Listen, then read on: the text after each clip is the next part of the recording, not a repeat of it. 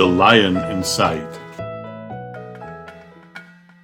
In a dry, dusty place where the sand sparkled gold, stood a mighty flat rock, all craggy and old.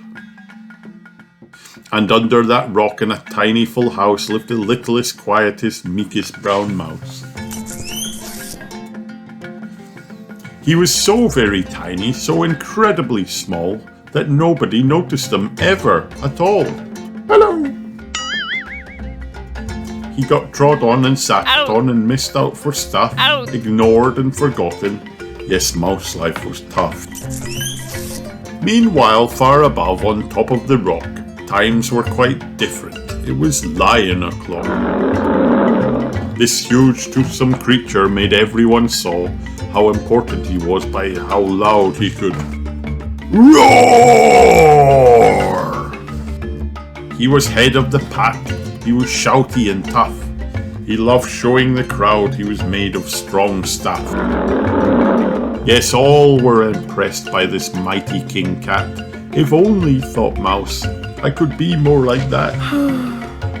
Then late one dark night, in his Minnie Mouse bed, the cleverest thought popped into his head. He jumped from the covers and held up a paw.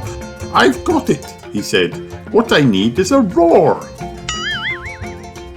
I mean, what if this mouse, with the weeniest squeak, was a little more grrr and a little less meek?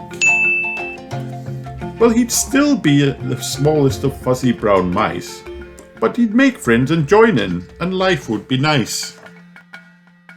Yes, thought the mouse, I must find out how. I will learn how to roar, and I will learn it now.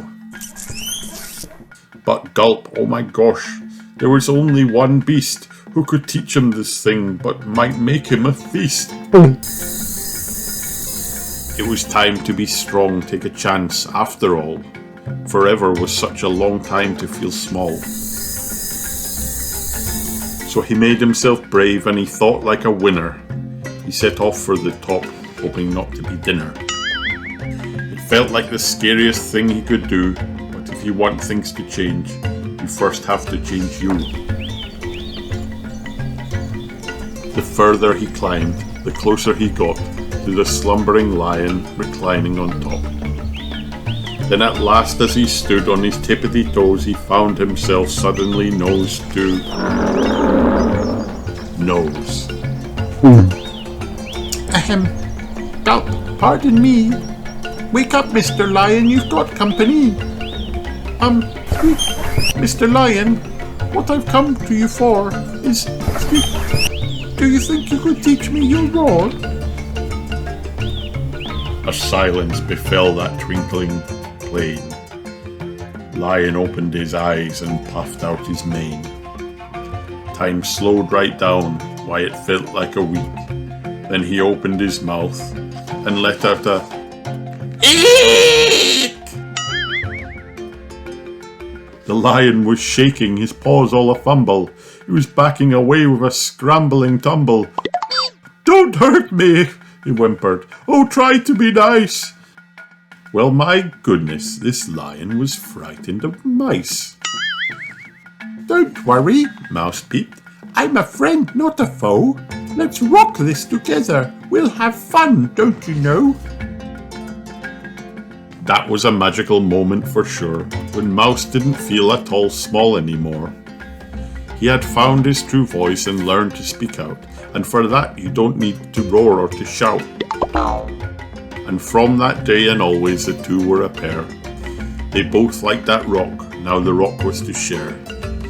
The mouse, while still little, felt big in his head, and Lion, he still roared, but with laughter instead.